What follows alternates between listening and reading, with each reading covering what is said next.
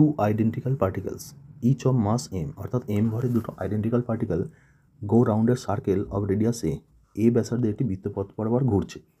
তার কারণটা কি না, under the action of their mutual gravitational attraction, অর্থাৎ তাদের পারস্পরিক যে মহাকর্ষ আকর্ষণ বল তার প্রভাবে ঘুরছে। তাদের অ্যাঙ্গুলার স্পিডটা বার করতে হবে। এখন যেহেতু পার্টিকেলটা সমান, তাহলে তাদের বৃত্তপাতের যে কেন্দ্র সেটা হবে এদের সংযোজক সরলরেখার মধ্যবিন্দু, অর্থাৎ এদের ভরকেন্দ্র। ধরে নিলাম এইটা হলো বৃত্তপথ, এই ব্যাসার্ধের বৃত্তপথ। যে কোনো একটা ভরের কথা যদি ভাবা যায়, তাহলে এই ভরের উপর দুটো বল কাজ করবে। একটা হচ্ছে ব্যাসার্ধ বরাবর ভিতরের দিকে, এটা হলো তাদের গ্র্যাভিটেশনাল আকর্ষণ বা অ্যাট্রাকশন। এর মান হবে জি, অর্থাৎ মহাকর্ষীয় ধ্রুবক, এম ইন্টু এম। এখানে যেহেতু দুটোই ভর সমান, তাহলে জি এম স্কোয়ার বাই তাদের মাঝে যে দূরত্ব তার স্কোয়ার।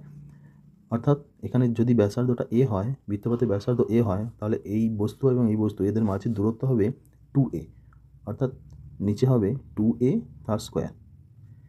এবং একটা অপকেন্দ্র বল বাইরের দিকে, অর্থাৎ ব্যাসার্ধ বরাবর বাইরের দিকে যে বলটা কাজ করবে সেটা হলো অপকেন্দ্র বল।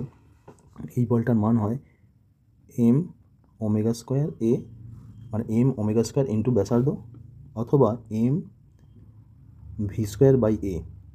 যখন ওমেগার প্রয়োজন হবে অর্থাৎ কৌণিক বেগ, তখন এই সূত্রটা কাজে লাগানো হবে। যখন রৈখিক বেগ ভি এর প্রয়োজন হবে, তখন এম ভি স্কোয়ার বাই এ এই সূত্রটা কাজে লাগানো হবে।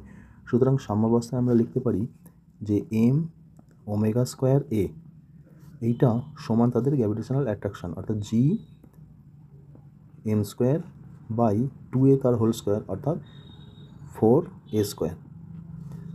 অর ওমেগা স্কোয়ার এটা সমান চলে আসবে, একটা এম কাটবে, সুতরাং জি এম বাই 4, এটা এদিকে এসে এ কিউ হয়ে যাবে। অর্থাৎ ওমেগা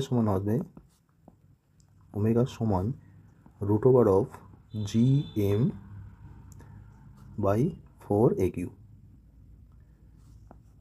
এটাই হলো উত্তর, অর্থাৎ root over G M by 4a Q. এই 3 নম্বরটাই হলো সঠিক অ্যান্সার।